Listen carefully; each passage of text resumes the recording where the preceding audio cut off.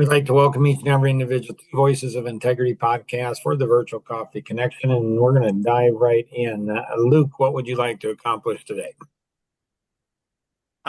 So today, someone I know, one of my future past employers called me and asked if we were busy. They have the opportunity to bid a two 4-story buildings, like a lot of work. And it's like, I don't know I mean, yes, we could help with them, but that opportunity like that, I don't know what to do with that. What do you mean? Like, if we would have the systems in place and mostly the people in place, like that would be a lot of work for someone like us. Well, you don't have to take the whole thing, do you? No. Yeah, so you decide what percentage of the work you're going to do, what percentage of the work makes sense to do, and achieving you guys' goals if you want to take any of it. And then you say, hey, this is what we can do for that amount of work. So how do we consider other or the leads that we haven't gotten yet? Well, you look at momentum. And so you look at past, history like pattern. Is it consistent? And then Hmm. you look at, okay, do we have do we have the do we think we're going to go up? Do we think we're going to go down? So you look at historical data of your data or data of your information, past history, and then you determine, can we do that? So what's the most significant thing you've learned in Top Gun sales boot camp training?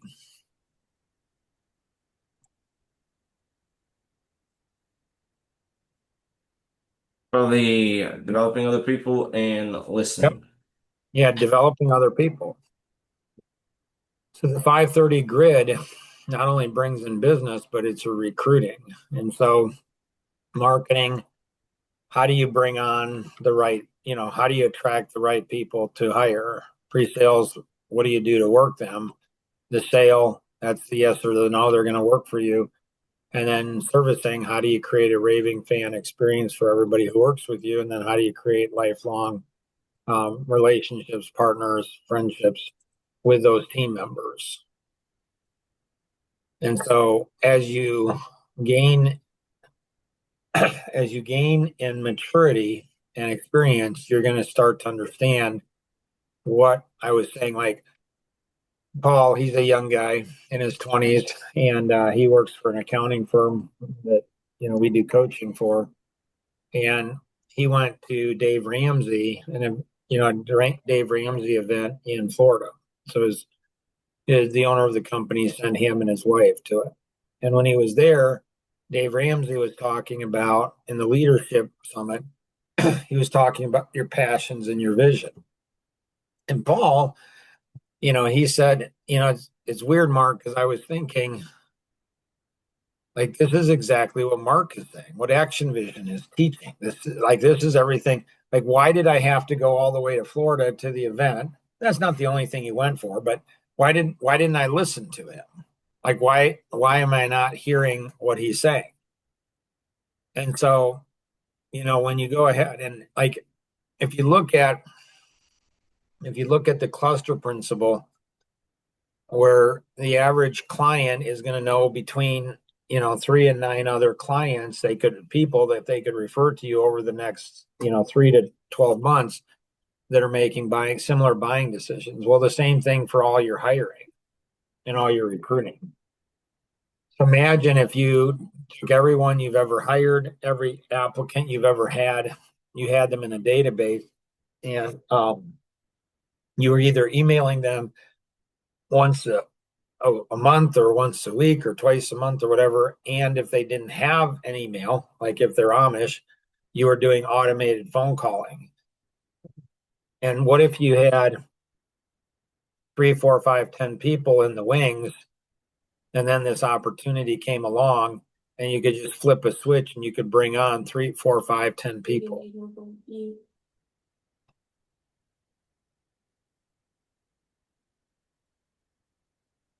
Mm-hmm.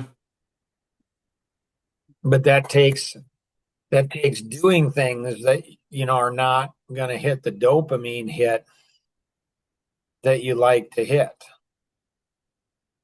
So Ben, always come early and stay late for virtual coffee connection because that's where the real exciting stuff is. Ben's got a very interesting question. And so, Ben, what was your question, sir?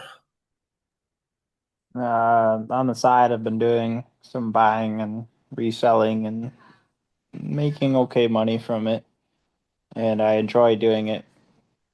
And I don't usually enjoy things that are profitable. Uh, and so far it's been pretty profitable for me. And so I was curious if you were able to help me do what I enjoy more as a side thing, potentially go more than that.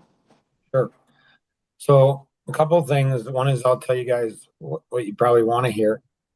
And so, business, when you break it down into its smallest pieces, business is really simple, and then you have to have the customers and you have to have the people to do the work.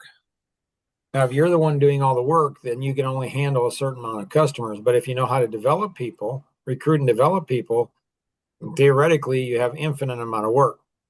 So you've got to go ahead and have the work and you've got to have the people. And so leveraging what you're doing. And so you have, you know, inventory, you have things that you buy and then things that you sell.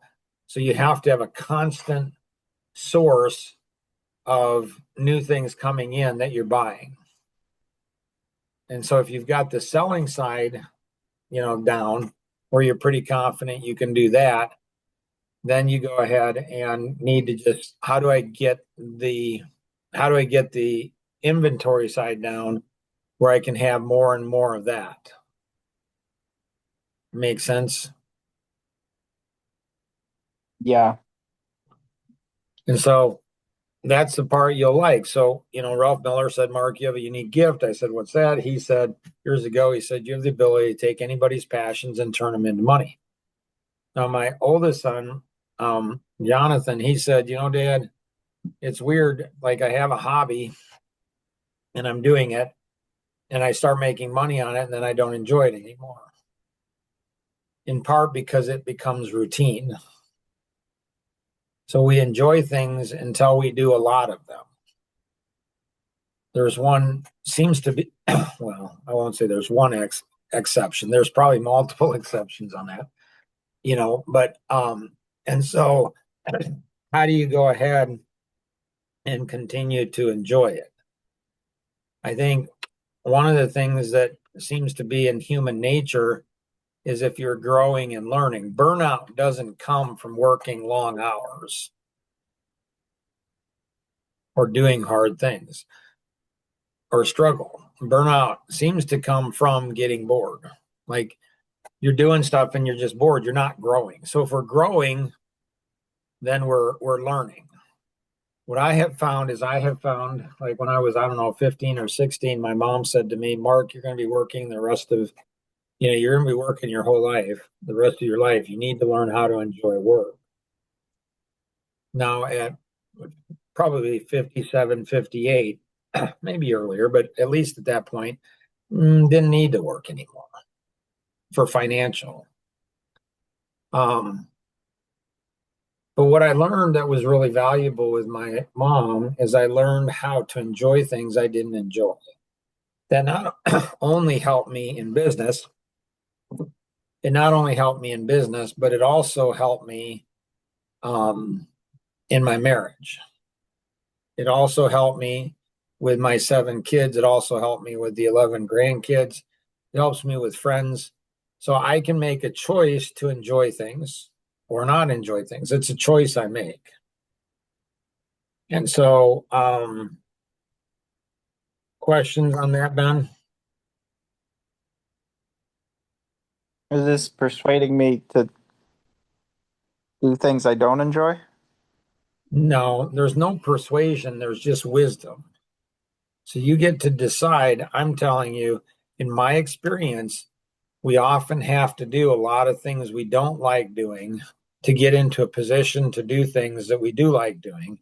if you can learn how to enjoy things you don't like doing, well, then you'll always enjoy what you're doing. Do you always enjoy what you're doing? Pretty much.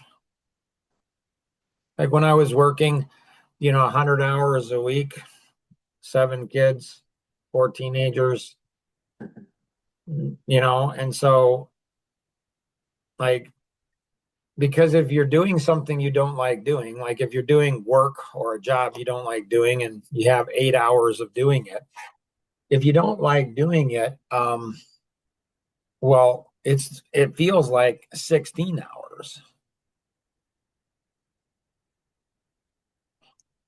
And Right. so if I don't like doing like something on a date night with my wife or my 4 daughters, I mean, I'm going to figure out how to enjoy it. I'm going to figure out how to enjoy whatever I'm doing because it just makes doing whatever you're doing a lot easier to do. So there's something I love growing, so I love growing. I love learning new things. I love a challenge. So I look at these things and say, these are things that I love, and these are things that I can apply to anything that I do. Make sense? Mm-hmm. Cool. Nora, what would you like to accomplish today? How do you know when you've properly prioritized things? So what are the two things when you're prioritizing something? What's the reason, like what's your algorithm? What's the reason behind you're doing something?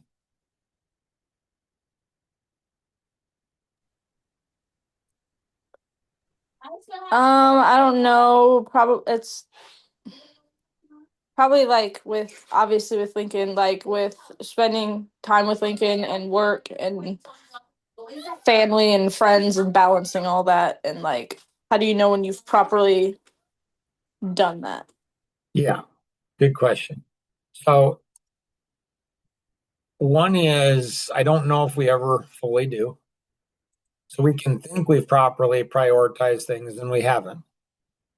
And so I don't know if we ever truly know. I think what's important is to look at um, the truth, like what's the truth, what's really what it is. And so the challenge is you have the present, the past, the short term, and the future.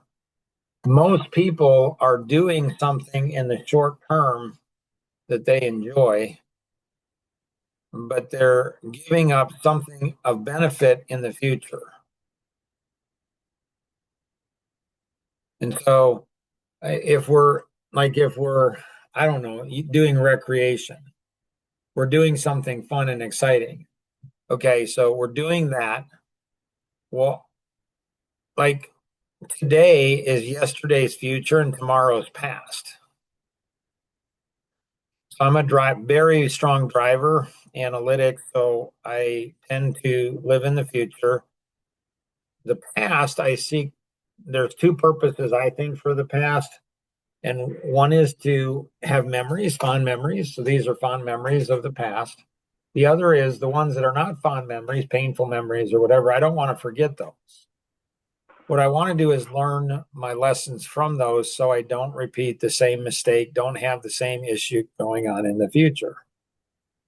So if you look at, you know, like Tom Kuntz, he shares a really cool story. I don't know if this is on the list actually of what it is. So he spent, I don't know, 2 years. He wanted to buy, like, I don't know if it was a BMW, some really high end, expensive sports car, but he was going to go ahead and pay cash for it. So he's like, I'm not going to buy it on credit. So he'd go in, I don't know, once a month and look at this car, talk to the salesperson, and he did that for a year, 2 years. Finally, he had all the money saved up. He put it actually, I guess, in a duffel bag, and he went to buy the car and pay cash for it. And when he got there, he said he thought about how much work he had to do to earn the money, and then how much joy he would get from buying the sports car. And he says, I don't know if it's worth it. Now, I didn't find that story out for probably over 15 years after knowing Tom. When I heard the story, I'm like, that is a really cool story. And so when we're spending money today, we're doing it at the cost of something in the future. So as a little boy, I remember when, banks, they promoted kids starting savings account. And so you got this gift, and it was this really thin dollar bill. And you put it, it was actually a sponge, and it was like paper thin. And you put that into, water, and it grew. And what they were teaching is the time value of money. So I think it's every 7 years at 10% interest rate, I believe your money doubles. So if you learn like in delayed gratification, like the marshmallow study that they did on kids, where they did it on kindergartners and followed these kindergartners for 50 years, 60 years. And they found that the 10% of the kindergartners that had delayed gratification when they were kindergartners had far more wealth and happiness in their house than their lives than the other 90% combined. And so I think the driver personality tends to be more delayed gratification. Um, and so for me in business and kind of in life too, like what Tom Kuhn says he likes most about money is it buys back time. Todd Duncan said that he had a not to do um, list. So most people have a to do list. He had a not to do list. And one of his not to do lists, was I'm not making this up. Some of you may think he's making this up. But no, I mean, truth is stranger than fiction. So no, I'm not making this up. One of the things, can any of you guess what one of the not to do things was?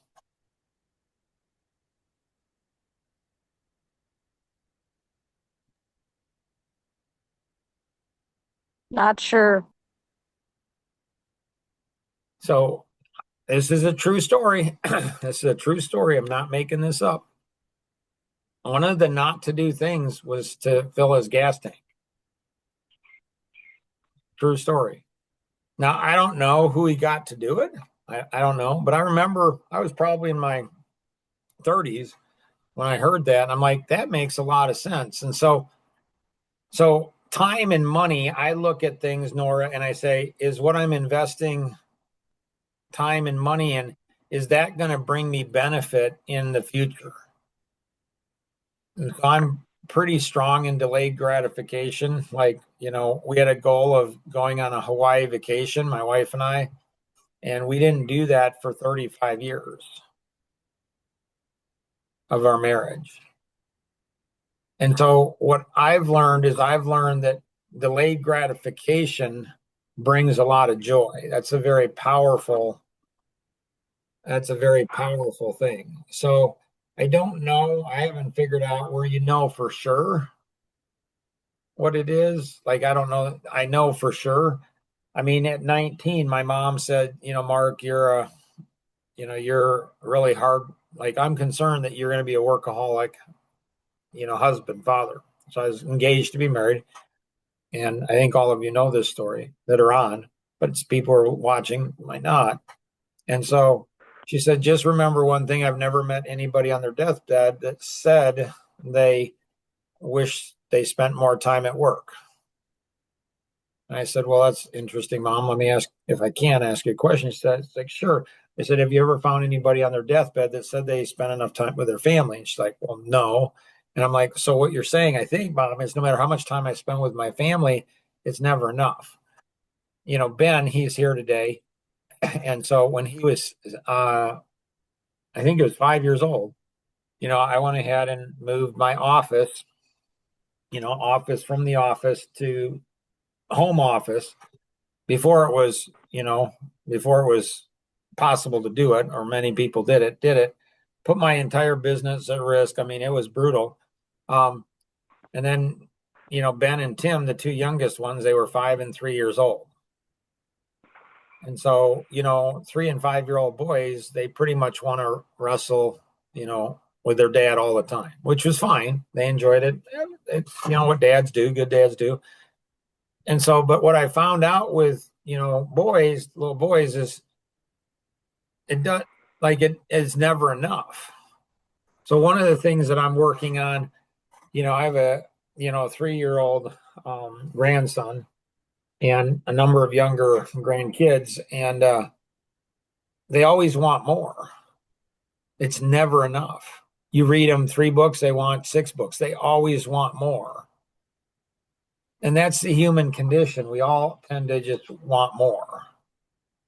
So I would say, Nora, um, living a life of intention, I think helps you to honestly consider, is what I'm investing into, is that being a good steward of my 7 T's: time, talents, treasure, trust, truth, temple, and thought. So does that help at all, Nora? Or follow-up questions you have? No, yeah, that makes sense. Cool. Who's calling in from 260? That Harley. Harley. I was going to guess that. Harley, what would you like to accomplish today?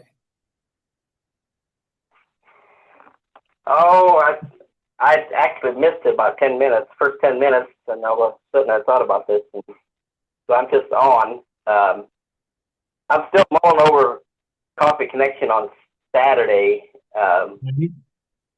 How we Did Sunday and Monday and Tuesday, did you feel different?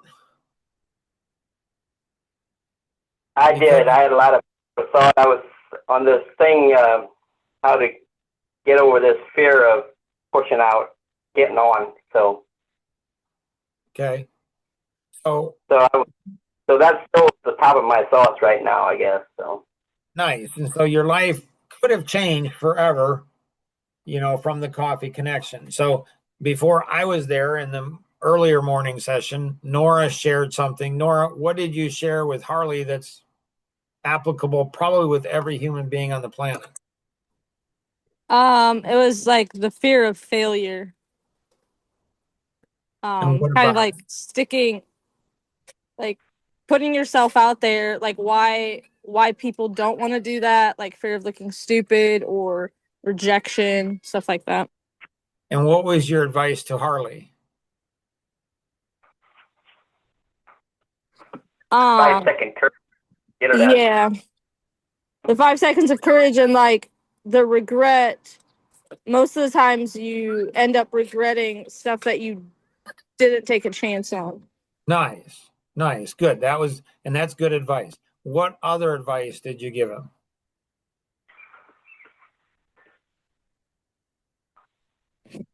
Not So, sure. so others were there. So Luke and Ben and Anita. So what other advice did I wasn't there? What other advice did Nora give that was really good advice?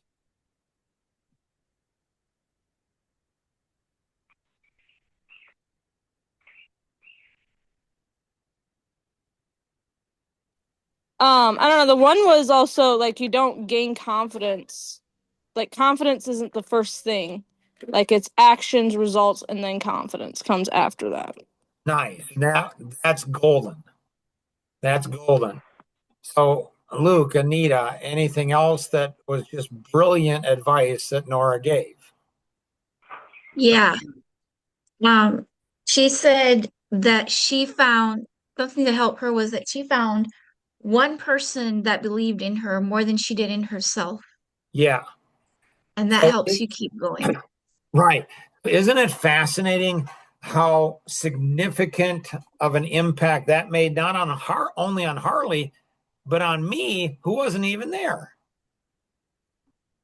Like, I'm guessing I'll never forget that. So that was really, really good advice. And then, with a few decades of extra experience, I gave him advice on top of that advice that I think is really good too. The advice that Nora gave was spectacular advice. It's wonderful advice. But then I gave him some other advice. And what was that advice?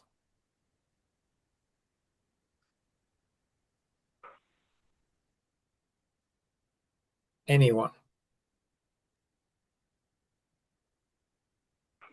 Not sure. Not So sure either. it's important you write this down because this is important, like Grandpa Chappelle. So I gave him the advice, like I can be that person for Harley. Like it's not a problem. I see his potential. So Harley, do you believe that's to be true about me to you? You know, Mark, that was exactly what I was going to say, but I had this fear of saying it and thinking that's stupid. Yeah. So maybe but it's not saying it, right? So it made me not say it, yes. Yeah, so you just say it. So that's exactly so so do you believe that I really believe in you, that I think you can do anything that you set your mind? Napoleon Hill said, whatever the mind can conceive and believe it can achieve. Henry Ford said, if you believe a thing to be true or believe it not to be true, either way, you're right. So if we think that we're amazing, we'll be amazing. If we think we're not going to be amazing, we won't be amazing. Like it's a choice in how we think. And so do you believe that I really believe that about you, or am I just being an amiable and just being super nice to you and saying it? Or do you believe I believe that? I want to, but it's a little over my head. Yeah. It's really not. All you got to do is go ahead and have a spiritual perspective, a perspective, a worldview that you're creating in the image of God. Like if you're creating the image of God, if your creator created you, knit you together in your mother's womb, he's not knitting together something that's not worth a whole lot, that's not valuable. See, the thing is a lot of times we go to church and we don't internalize the passages. We don't internalize the Bible. It's why every Sunday morning from 7 to 7:30, I go to PB church. And it's virtual, it's 30 minutes. And it's not replacing your current church at all. It's not doing that at all. But in that church, it's like, how do you internalize that? So many people go to church and they haven't internalized really God knit you together in your mother's womb. Like he created you. He gave you hair color and eye color and skin color. He gave you your personality. He gave you everything about you God gave you. So everything, God gave you everything that you have. When we internalize that, we understand that we're amazing. Not because we're amazing, it's because God created us to become something that nobody else has. Like everyone has different, fingerprints. Like we're all unique, we're all different, we're all special. But it's a choice that we get to make every single day. We were created to be special. We were created to be significant, but we have to act on that, like Nora said. Yeah. But then there was something after that I said that I think is very important. And I think consciously or subconsciously, every parent is trying to do this with their children, every single parent. And that is like, I'm excited that Harley's on. Opie's on every single week because my goal is not to create dependence on me. My goal is to create independence. If I want Harley, like I want every one of my kids, I want every one of you. I want you all to be able to do that without me and without anybody. And so there's been some really tough things that have happened to me in life where I feel alone. There's nobody, I mean, nobody there for me. It's just me and my creator. That's it. It's like in Ford versus Ferrari, 7,000 RPM. Who are you? And so it's cool. Like what Noah is saying is absolutely right. You find somebody that believes in you. Like that's totally cool. But what happens when that person's not there? And that person is not going to be there. Someday they're not going to be.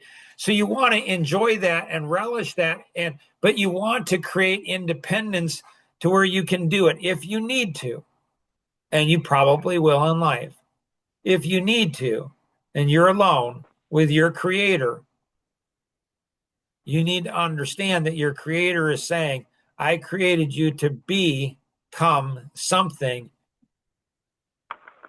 invaluable, something amazing. But we have to do, we're going to be amazing no matter what we do. We just are. But we're not going to feel amazing if we're not doing amazing things. We just won't. It's kind of how we're wired. So, anybody else have anything else? All right, this is Harley. You made it. You all made it special today. Think about, Mark, yeah. I know your time is up, but I got one more. Go ahead.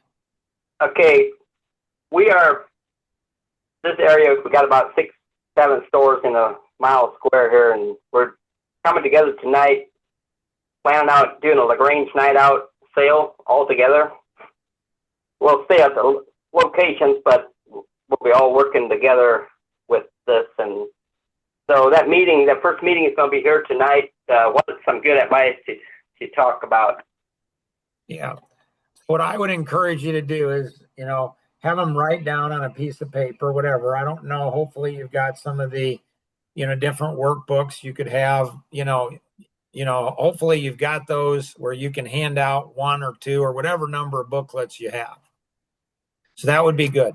But get everybody to write down what their biggest challenge is. So you need their name, phone number, and what their biggest challenge is. If you want to do more than that, you can go ahead and say, I want you to, we're going to start out tonight where together we can accomplish so much more than we could on our own. So what we want to do is we want to go ahead and help one another. To do that, we need to know where to help. So we've given you a piece of paper and we want you to write your name and phone number on it. And teenagers can do this too. Kids can do it too. And so you say, write down the biggest challenge you're facing in any area of your business or life. Write that down. And then the second, number 2, is write down if anyone could help you in any area of your business or life, what would you love help on? And then gather those up and then talk to your Action Vision team. Get those over to your Action Vision team on those people. And as you help them, Harley, as you help them with their biggest challenge, whatever it is, if it's business or personal, doesn't matter. As you help them with their biggest challenge, as you help them figure out how to get what they'd love help on, as you do that, you're going to capture their hearts. And when you capture their hearts, it's going to bring people together and unite people and get people to where they're working in flow. And when you work in flow, there's some really powerful things that happen. Mm-hmm. Does that make sense, Harley? It does. Yeah. Great question. Awesome. Anybody else have anything else?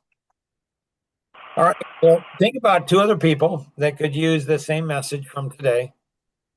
And then pass this podcast along to them and say, hey, this is an interesting podcast. I'd love to hear your feedback on it.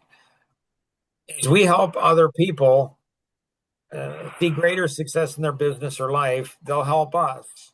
As we get help, we'll help other people. When the tide rises, all the ships in that port rise together, and together we can accomplish so much more together than we ever could on our own. Have an amazing day. Bye-bye.